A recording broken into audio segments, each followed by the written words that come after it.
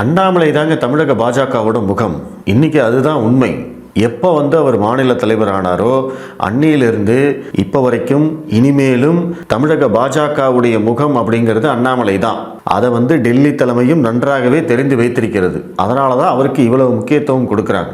அவர் டெல்லி போனாலும் சரி, all over India இன்னைக்கு அண்ணாமலையுடைய பெயர் தெரியும். அண்ணாமலை என்ன பேசுகிறாரு அப்படிங்கிறத எல்லாரும் வாட்ச் பண்ணுறாங்க.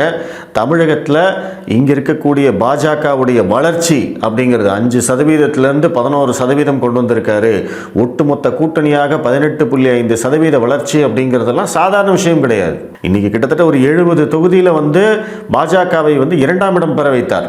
சட்டமன்ற தொகுதின்னு எடுத்துக்கிட்டோம்னா அப்போ இதுக்கான மரியாதை யாருக்கு கொடுக்கணும் அப்படிங்கிறது அமித்ஷாவுக்கு தெரியும் இல்லையா? யாரை மக்கள் விரும்புகிறாங்க, யாரை தொண்டர்கள் விரும்புகிறாங்க, யார் இங்கே உண்மையான தலைவர் அப்படிங்கிறது எல்லாமே கண்டிப்பாக அமித்ஷாவுக்கு தெரியும் இல்லையா? ஸோ அதனால் அவருக்கான முக்கியத்துவம் கண்டிப்பாக கொடுப்பாங்க.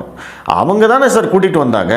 அண்ணாமலை யார் அப்படின்னு நம்ம எல்லாருக்கும் தெரியறதுக்கு முன்னாடி மோடிக்கும் அமித்ஷாவுக்கும் BL சந்தோஷ் இவங்களுக்கெல்லாம் தெரியும் இல்லையா? அவங்க தானே பார்த்து இவரை கூட்டிகிட்டு வந்திருக்காங்க. அவங்க தானே பார்த்து இவருக்கு தலைவர் பதவி கொடுத்தாங்க. அவங்க தானே பார்த்து இவர் மூலமாக தான் தமிழக பாஜக வளரும்னு சொன்னாங்க. ஸோ அப்போது கண்டிப்பாக அமித்ஷா அவர்களுக்கு தெரிஞ்சிருக்கும். ஸோ இந்த முக்கியத்துவம் அவர் கொடுப்பதும் அவர் கட்சியில் இருக்கக்கூடியவர்களுக்கு சில செய்திகளை உணர்த்தும்.